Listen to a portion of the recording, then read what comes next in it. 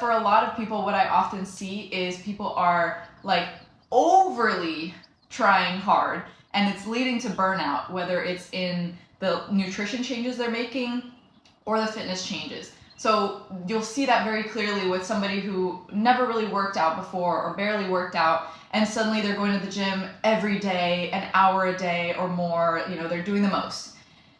Red flag for me right away, because as much as you are changing your life and you're trying to get to your goals and you're making progress, you're going at it at such an intense rate that you are almost setting yourself up for failure, which sounds horrible because it's actually you looks like you're achieving success, but you're burning yourself out in the process. When we're making lifestyle changes when it comes to food or fitness, we want to go about it always thinking, and sometimes we have to check in with ourselves consistently because we might not realize this is happening. But you got to think like, is this what I'm doing now something that I want to do 5 years, 10 years down the road? Because if it's not, then we gotta reconvene, okay? So that might look like I'm getting so praised for going to the gym 7 days a week, 2 hours at a time, lifting tons of weight, right? That can bring a lot of good to your life, but at the same time, is that something that you wanna maintain? And if it's not something that you wanna maintain and do forever, are you gonna be disappointed when you don't maintain it and then the results also don't maintain, right?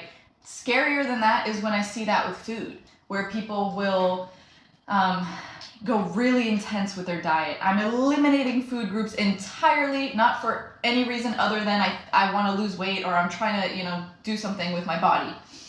When that happens, again, is this something you want to maintain long term? Because if it's not, let's reevaluate. Because achieving our goals is not just something that's temporary or we're just trying to get there and then we can try to be healthy and balanced. That's not really how it works, okay? Because what you do to get there is what you got to do to maintain it, right? So yeah, that's all I have to say about that. It's not a lack of discipline. We just got to be intentional about how we're going about it. Maybe we're not giving it 1,000%, knowing we can't sustain 1,000% all the time. Maybe we got to give it 20%, 25%, 30%, Anyway, that's what I do in helping people to do that process because it's a lot harder than it sounds.